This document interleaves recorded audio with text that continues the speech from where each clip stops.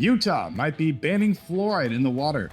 Getting swole may actually help the older generation overcome insomnia, and we get a first-hand account on the experience pharmacies have working with pharmacy benefit managers. That's just some of what we are talking about on today's RX Report, where you get your health and your news delivered. I'm your host, Manuel, and it's March 14th here in Washington, D.C., and I'm reporting to you from the home of pharmacy at the American Pharmacists Association. We've got a lot to talk about today, so be sure to click that like and subscribe and follow button, leave a comment on anything and everything that we talk about today, and let's dive in.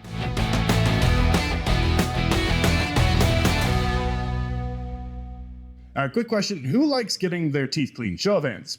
Anyone? No? Well, if you live in Utah, you may need to make best friends with your dentist ASAP. Utah is officially aiming to make history by being the first state to ban fluoride in public water systems, with a new bill being considered to do just that.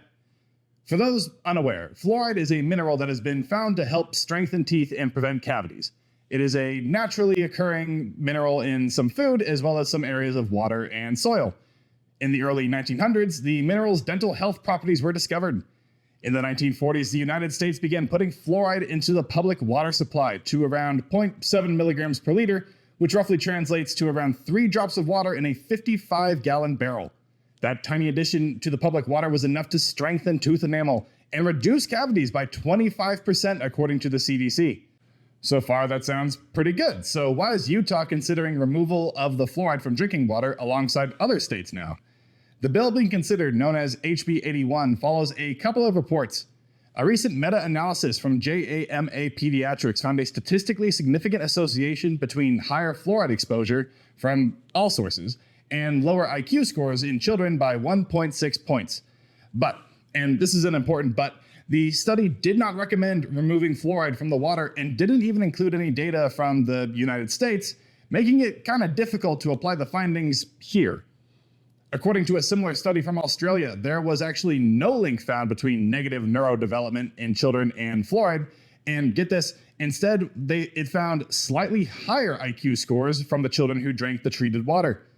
The fluoride levels in Australia's drinking water are pretty consistent with the US recommendations, so what gives? So basically what we know is that fluoride is good for you and your kids' teeth. And the data is at best inconclusive on it having harmful effects on your kids' test scores. The reasoning behind the bill in Utah can only be speculated, so my best advice to you Utah folks is this. Keep the Zion National Park gorgeous, because I love that place, and definitely invest in some super toothbrushes, just in case. But I've got to ask, especially if you're from Utah, what are your thoughts on this proposed new bill? What are your thoughts on fluoride potentially being removed from drinking water? Let me know in those comments. If you look out your window today, it may seem like a regular day in Americana, but if I can channel the dark teaspoon of Alex Jones in me, that's just what they want you to think. As you know, if you've watched this show, pharmacies across America are closing at record rates, in large part due to PBMs or pharmacy benefit managers. Now, to get a better look at how PBMs are affecting pharmacists on a regular basis, we asked Dr. Rebecca Sorrell, a pharmacist from Alabama, who recently had her own experience with PBMs, to give us her take. All right, so this is our interview with Dr. Rebecca Sorrell. She is a pharmacist from Alabama who had a recent experience of giving a measles vaccine to a patient and had an unfortunate experience with a couple of the powers that be. She's been a pharmacist for quite some time and has been doing this kind of work for quite some time. And we wanted to get a boots on the ground story of what her experience was. So, Dr. Sorrell, thanks so much for being on the show. Welcome. Oh, thank you for having me.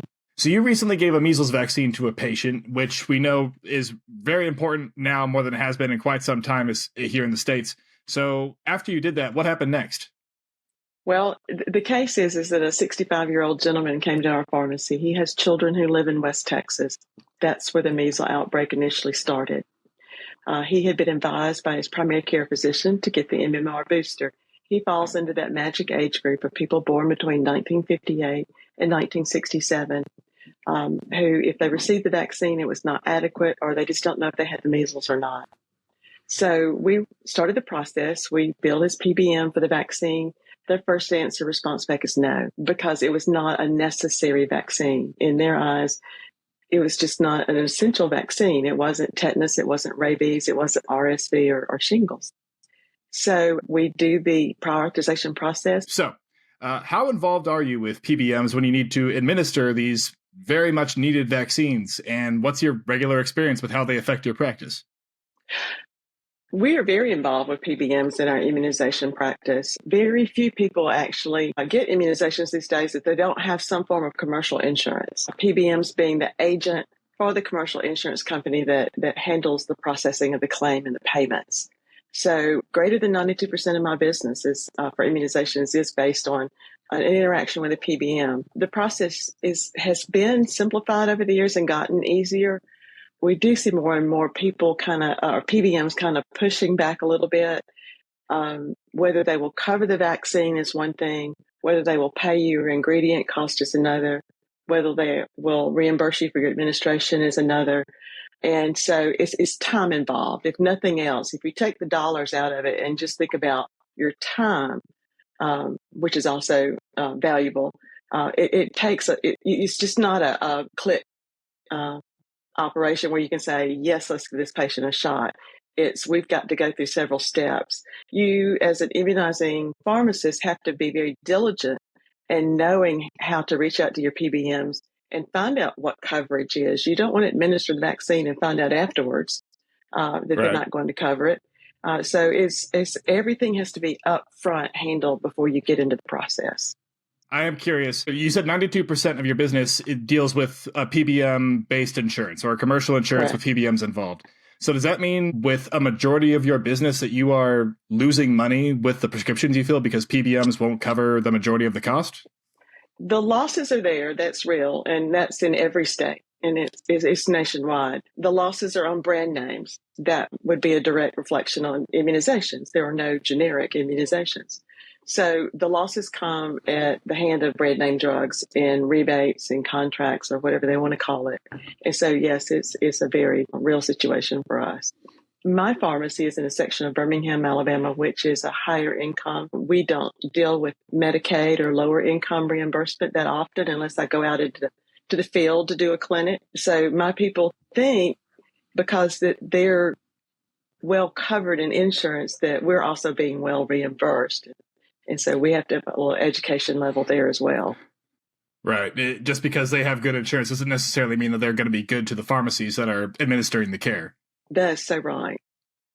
So have your fellow pharmacists had to deal with PBMs? And if so, can you share some of the stories that you've heard in the same vein here? I would say definitely. If you meet a pharmacist that hasn't had trouble with a PBM recently, they're probably not practicing the profession. It is rampant, and it's the fight we're all going through, the struggle we're going through right now. One example is there's a certain PBM that starts with the letter C, and they've decided to stop covering administration fees. So most of the time when you enter a product into your computer system, the administration fees pre-calculated in and as part of the process.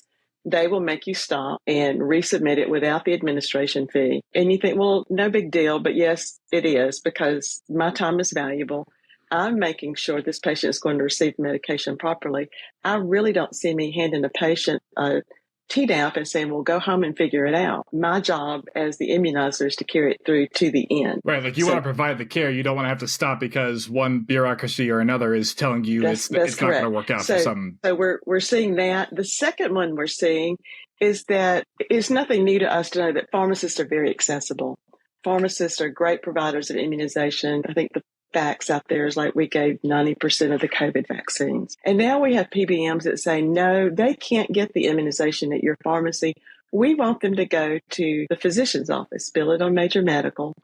And the physician's offices are not carrying the vaccines. So that's producing another delay process that we don't need. It's hard enough to keep people current on vaccines or to be willing to receive a vaccine. And then when you have to tell them, well, you got up the nerve to come in here and let's do this pneumonia vaccine. But yeah, your PBM said, no, you've got to go back to the doctor's office, which means you've got to make an appointment. You've got to pay to park in the parking deck, the whole 9 yards. So they're just trying to create a little friction here between using somebody who's accessible and willing to do the job. So it becomes these like matters of inconvenience that are keeping people from getting the care that they definitely need. Right. And it's just inconvenience that is not necessary. In Alabama, we kind of have a saying, we're a state full of loopholes and potholes. And you don't like either one of them. So this kind of goes into my next question of how do PBMs affect your patients? It seems like they are very, very intimately involved in the care and access to said care that patients are able to receive here. Oh, they definitely are. If you know anything about insurance processing, the insurance companies own the PBMs that do their management of the prescription claims. The patient doesn't always understand that relationship. They will say, well, my something cross covers everything. And you say, well, it's their subsidiary that said, no, you can't have this. So they don't understand. There are times when they don't understand that we're not being fairly reimbursed. The other thing in our state that is real that we have with our patients is that we have a gag order in Alabama. I cannot directly tell a patient what their PBM is providing. I can't tell them what they paid or what they did not pay. I can talk about the guy across the street, and maybe create a scenario for them to get the point across, but I cannot show them that information. So that loopholes and potholes indeed, yeah. Right. So that impedes the process of communicating and keeping people up to date in healthcare. So they play a really big role. So, and that gag order, that includes like if a drug would be cheaper without insurance, right? Like if it is, you can't tell them that it would be cheaper without insurance. You're correct. Also, the PBM is requiring you to dispense a brand name medication because they're going to receive a rebate when the generic would be cheaper. Right. That one's another I can't tell the patients about right now. That is incredible. So you've listed a lot of big issues working with PBMs and working with insurance just in general. And that is like you said, like at least 92% of your job is working with these entities. So it sounds frankly like an absolute pain to have to do that. But despite all of that, you are still a pharmacist today. You've been a pharmacist for years, and you've worked really hard to be a part of that profession. So I got to ask, like, what ignites your passion for this work? I was in on the first group of pharmacists who were certified through APhA to give immunizations. It was one of those things, I'm about to tell my age, but when I was in pharmacy school, that was one of the dreams that we would be able to administer, offer patient care, be paid for what we did, not just for the product that we dispensed. And immunizations was a way to do that. And it is such a great positive interaction you can have with your patients, talking about their wellness, looking toward the future for health care. It just gives you so many more opportunities to communicate with patients about health care. And that's what I'm all about. If I can share any piece of information, I want the opportunity to do it. Dr. Rebecca Sorrell, thank you so much for being on RX Report. We loved having you. Thank you. Now, APhA has been hard at work getting PBMs out of the pharmacy life altogether, as they consistently force pharmacy closures due to awful reimbursement rates and making patients' medication more expensive for the sole purpose of profit. Something needs to change. Now, if you want to join the fight against PBMs, take a look at the link in the description below and at endpbmsnow.com. Again, that's endpbmsnow.com. A huge thanks to Dr. Sorrell for coming on the show. And if you've had experience with PBMs or felt their effects, I would love to hear what your experience was, and maybe we'll talk about that on the show. So let me know in those comments. We'll get back to our big stories in just a second, but right now it's time for some small ones on this week's Quick Doses. We are almost there. The APhA annual meeting is coming to Nashville next weekend from the 21st to the 24th, and it's not too late to grab your ticket. In addition to being in proximity to where our queen, Dolly Parton, was based, you'll also have the chance to meet people from across health and pharmacy fields everywhere that can take your practice to the next stage.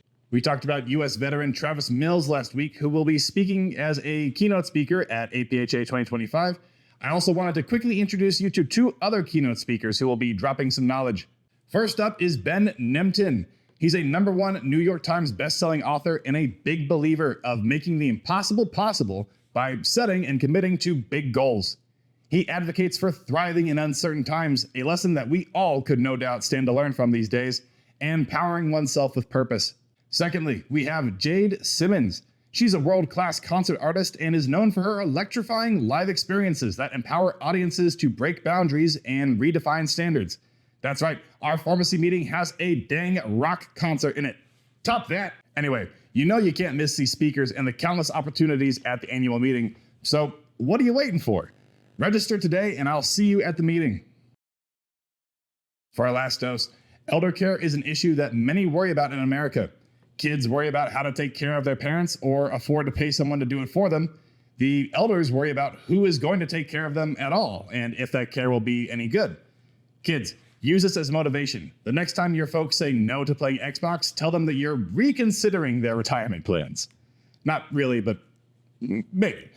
Anyway, with elder care being a bit of a crapshoot in quality and accessibility, one pharmacist in Ohio has been tapped to take charge of improving the issue. Dr. Mary Mihalo was appointed late last year to the Ohio Palliative Care and Quality of Life Interdisciplinary Council. That is a mouthful. She will join a group of 20 whose specific job it is to advise the Ohio Department of Health Director on how best to reduce patient suffering and improve quality of work. Now, though palliative care does usually deal with the elderly, hence my hilarious anecdote earlier, it's not exclusively for them. Technically, palliative care is for a patient of any age who has been diagnosed with a serious or life-threatening illness, which then is given care by a team that works with other professionals to help treat and hopefully cure that illness. Now, having a pharmacist on the board is a great addition because, and I know this is breaking news, treatments for many diseases and illnesses require a great deal of knowledge about the drugs and doses that different patients need for different situations. I know, crazy, right? On gaining the position, Dr. Mihalo said, quote, "This appointment is exciting to me, as I sincerely hope that from a public health perspective, residents of Jefferson County will benefit from the information and experience gained." Congrats from all of us to Dr. Mihalo. We will be watching your career with great interest. For our last main story, I'd like to specifically talk to the older generation who may be watching. Zoom in on me here. Look, I get it. Getting old is tough. Some, not me of course, may say it sucks. But this is your moment. Not to get younger, no, that ship has sailed, but you can feel younger by getting jacked. That's right, Grandma, I'm calling you out. This is your moment to join that walking club that always does a mean girl style drive by your house. This is that grandpa whose friends all have that bowling league, but he didn't join because he was too tired. Excuses, I say. And it's not just me. You should definitely be working out because new research has shown that strength training can be the best exercise to treat insomnia in older adults. Let me explain. A study had 2,000 adults aged 60 or older with a diagnosis of insomnia and conducted that experiment across the Americas, Europe, and Asia. The researchers then had the people being studied do a bunch of different types of exercise, including yoga, body weight exercises, and cardio. After putting these silver gladiators through the ringer, they found that those who did a combined exercise program, including strength training, improved their sleep quality, while those who focused solely on aerobic/cardio exercises actually had worse sleep. Now, I love this story because it combines two things that I love: sleep and excuses to do less cardio. Now, I do want to note that this study does not mean you should do zero cardio. It just means that you should add some variety in there along with the other muscles trained. So hear me, my silver tsunami. Now is the time. Tell Becky you can out leg press her and that her grandson's hugs are worse than your grandson's. Tell Chuck that you can out bench press him and that you sleep like a damn baby because of it. Let us all get jacked together and enjoy some of the best sleep of our lives. I love my job. And that is our show. If this made you want to get a senior lifting buddy, then click that thumbs up and subscribe. If you had a thought on anything that we talked about today, I would love to hear your thoughts in the comments. Our creative producer is Kate Erdmann. Our executive producer is Rob Hodges. And until next time, I'm your host, Mason Manuel. We are off next Friday, but don't worry, you can find me at the annual meeting where I'll be shooting even more RX Report, where you get your health and your news delivered. Thanks so much for watching. We'll see you next time. But till then, bye y'all.